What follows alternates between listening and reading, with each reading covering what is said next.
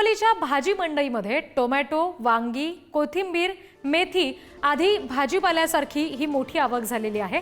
सध्या ही बातमी आपण बघतोय आणि भाजीपाल्याला भाव जो मिळतोय या सगळ्या संदर्भात मात्र शेतकरी काही सवाल उपस्थित करतात, कारण भाजीपाल्याला भाव मिळत नाहीये आणि आमचा सगळा खर्च निघणार कसा असा सवाल सगळे शेतकरी उपस्थित करतात। याबाबत आता आर्थिक कोंडीला शेतकऱ्यांना सामोरं जावं लागतंय। टोमॅटो, वांगी, कोथिंबीर या सगळ्याच भाज्यांसंदर्भात आता संतप्त सवाल उत्पादक शेतकरी विचारताना दिसतात।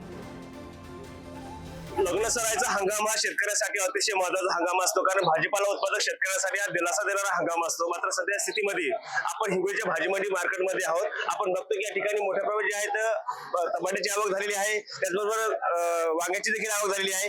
इतरही भाजीपाला जो आहे तो मोठ्या प्रमाणात या ठिकाणी आलेला आहे। मात्र जसा भाव पाहिजे तसा भाव जो आहे तो या वांग्याला असेल, टमाट्याला असे मिळत नाहीये। काका मला सांगा, तुम्ही या ठिकाणी काय विक्रीसाठी आला, म्हणजे काय नेमकं काय भाव कसा मिळतोय?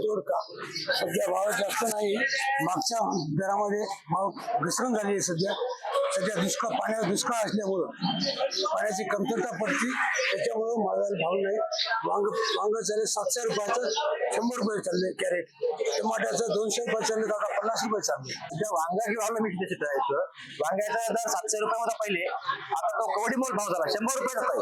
लगन सराई सीझन आहे, लगन सराईमध्ये शेतकऱ्याला एकच अपेक्षा आहे, लगन सराई बाबा ही एवढे फक्त शेतकऱ्याला फक्त शेती म्हणून या व्यवसायाला पाहता शेतकरी, पण लग्नाच्या टायमाला 5 रुपये असेल तर शेतकऱ्याला काय करायचं, आत्महत्या करणार। काका मला सांगा, तुम्ही या ठिकाणी काय विक्रीसाठी घेऊन आला आणि कसा भाव तुम्हाला मिळालेला आहे? मिरची घेऊन आलतो, 20 रुपये किलो मिरची पाहिजे, कमीत कमी 50-60 रुपये तरी भाव पाहिजे, तर शेतकऱ्याला पुरवल।